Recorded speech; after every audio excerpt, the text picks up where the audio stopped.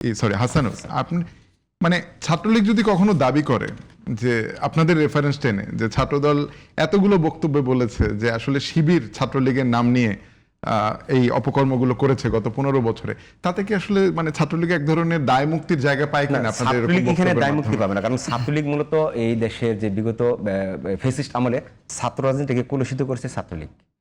তাদের দায় মুক্তি পাওয়ার কোনো সুযোগ নেই, কারণ তারা এমনভাবে ছাত্রদলকে, যারা সরাসরি গণতন্ত্রকে বিশ্বাস করে এবং গণতন্ত্রের মত প্রকাশ করার জন্য রাজপথে ছিল, তাদেরকে তারা এমনভাবে কুণ্ঠাসা করছে, কুণ্ঠাসা করতে গিয়ে তাদের দেখা গেলো যে অন্য একটি গুপ্ত সংগঠনে তাদের শেল্টার নেওয়া লাগছে, যার কারণে তারাও এটার জন্য দায়ী।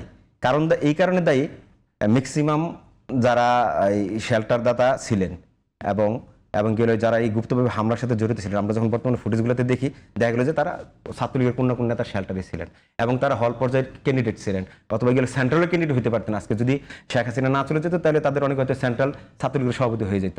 তো যেহেতু ছাত্রলীগ তাদেরকেই শেল্টার দিয়েছে, এটার দায়িত্ব ছাত্রলীগকেই নিতে হবে। আচ্ছা, ঠিক আছে।